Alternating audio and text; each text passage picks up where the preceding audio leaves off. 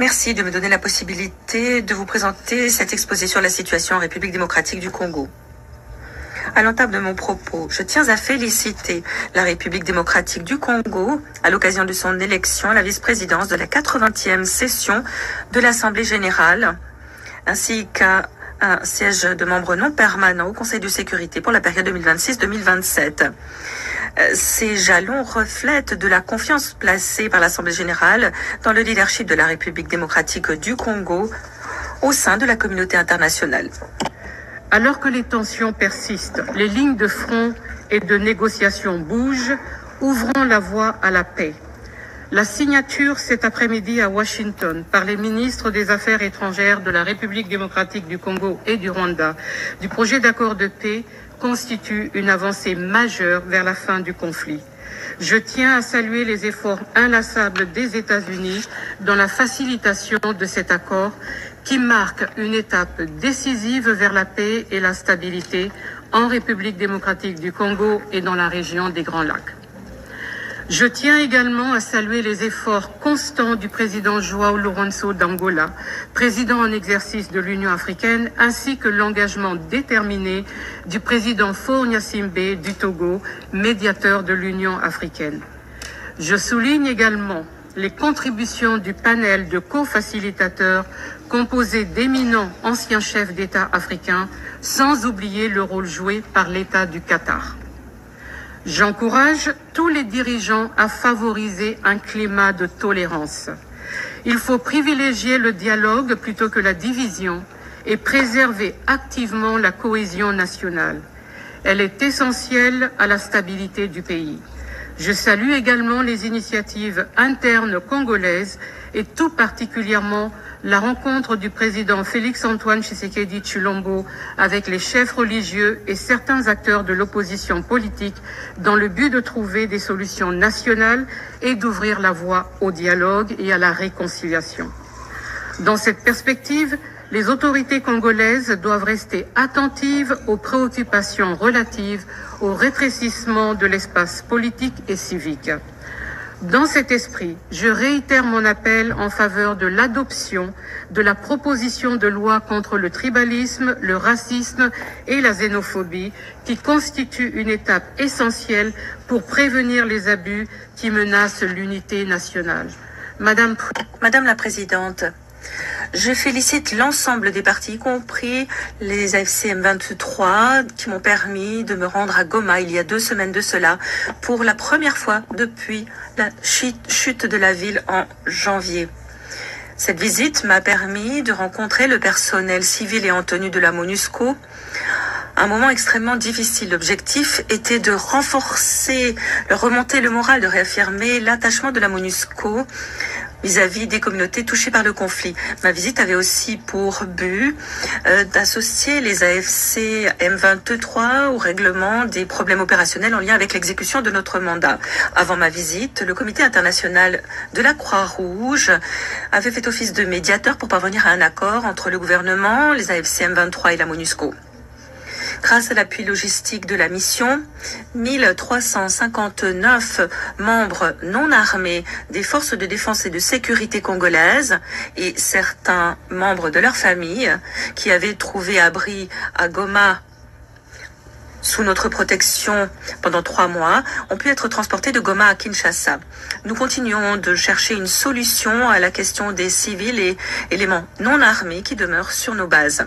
Ces derniers jours, des progrès ont été réalisés en vue de la levée des restrictions imposées à la capacité de la MONUSCO d'opérer efficacement.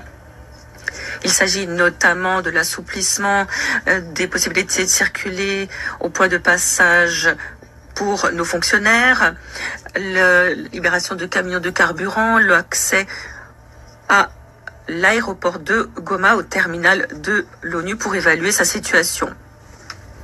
La reprise des rotations est prévue début juillet et est attendue de longue date. Elle permettra de doper le moral de nos troupes et représentera un soulagement.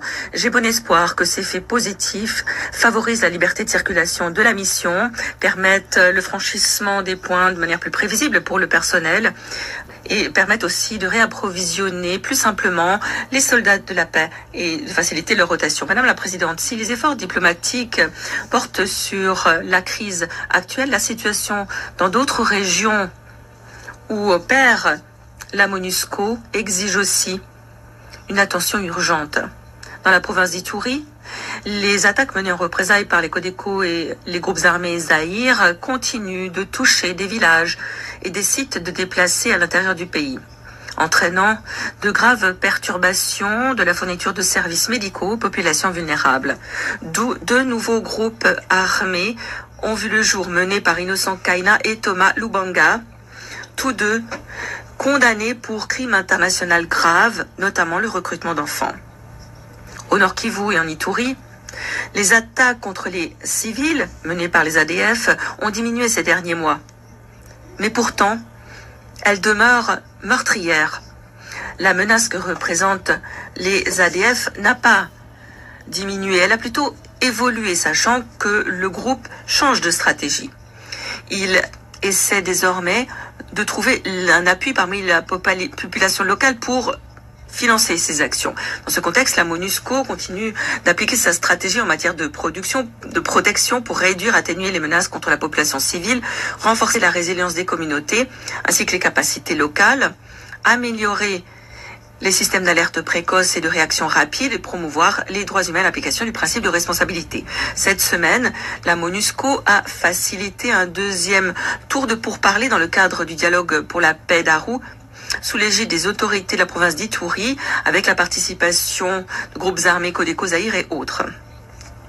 Faisant fond sur les efforts précédemment déployés au plan politique et le récent lancement à grande échelle des efforts de réintégration du PDDRCS, Programme national de désarmement, de démobilisation, de relèvement communautaire et de stabilisation en Ituri, à Beni et Lubero, des centaines de combattants désarmés ont maintenant rejoint des projets communautaires offrant des possibilités d'emploi, une formation professionnelle, une éducation aux droits humains et d'autres activités de nature à dégager un revenu pour eux-mêmes et leur communauté.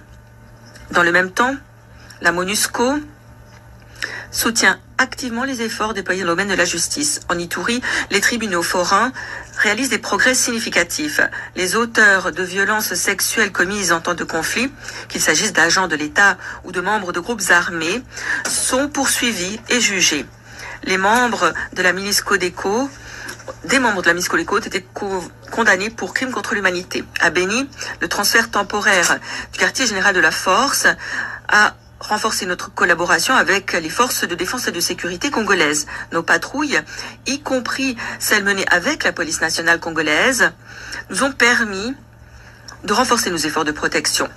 Dans certaines régions, cela a permis le retour des institutions, des services publics et, avant tout et surtout, des populations vers leurs moyens de subsistance et leur lieu de vie. Présidente. Les violences dans l'Est de la République démocratique du Congo continuent de toucher de manière disproportionnée les femmes, les garçons et les filles. Le viol et d'autres formes de violences sexuelles y sont encore utilisées de façon systématique comme armes de guerre. Les structures de santé sont fréquemment prises pour cible. Les hommes et les garçons accusés de liens avec des forces opposées sont exposés à des enlèvements, tandis que les femmes et filles survivantes de violences sexuelles voient leur accès pourtant crucial aux soins de santé considérablement limité. Plus de 290 écoles ont été détruites cette année à travers la RDC, particulièrement dans l'est du pays, privant ainsi plus de 130 000 enfants de scolarité. En Ituri, les cycles de violence maintiennent 1,3 million d'enfants hors du système éducatif et particulièrement les filles. La situation humanitaire en République démocratique du Congo est intenable. À travers le pays, 27,8 millions de personnes sont en situation d'insécurité alimentaire et près de 1,4 million d'enfants souffrent de malnutrition aiguë. Environ 7 millions de personnes sont déplacées à l'intérieur du pays, souvent à plusieurs reprises, principalement en raison de la violence. L'insécurité, la fermeture des aéroports de Goma et Kavumu et le blocage des principales routes entravent gravement l'acheminement de l'aide. 12 travailleurs humanitaires ont été tués depuis le début de l'année. La crise sécuritaire dans l'est du pays a aggravé la situation humanitaire à laquelle nous ne disposons pas de moyens suffisants pour répondre. La suspension des financements du principal bailleur, qui couvrait 70% de la réponse humanitaire en 2024, oblige les acteurs humanitaires à se recentrer uniquement sur les urgences vitales. Nous sommes à la fin juin et le plan de réponse humanitaire n'est financé qu'à 11%. Face à la dégradation de la situation humanitaire et à la réduction drastique des financements, j'appelle la communauté internationale à agir sans délai. Il faut garantir les ressources dont dépendent des millions de vies. Madame la Présidente, la crise actuelle complique le désengagement et la transition de la mission auquel nous demeurons pleinement engagés. Dès lors que les conditions le permettront, le chemin vers une paix durable en République démocratique du Congo exige le partage des responsabilités. Elle exige une action collective. À cet égard, je remercie le Fonds pour la consolidation de la paix qui appuie les efforts conjoints déployés par les Nations Unies. En conclusion, Madame la Présidente, je suis encouragée par les progrès réalisés pour parvenir à une solution politique au cycle récurrent de conflits dans l'Est de la République démocratique du Congo. La MONUSCO reste prête à appuyer ses efforts sur la base des décisions et en fonction de la volonté du Conseil de sécurité. Je vous remercie. Nous sommes arrivés à la fin de cette édition. Merci à vous de nous avoir suivis jusqu'ici. Si vous avez apprécié ces contenus, n'oubliez pas de vous abonner à notre chaîne, d'activer la cloche de notification pour ne rien manquer de nos prochaines vidéos. Likez et partagez cette vidéo. Pour toute question, préoccupation ou soutien de la chaîne, n'hésitez pas à nous contacter sur les +243 99 48 74 161. On se retrouve très prochainement. À bientôt.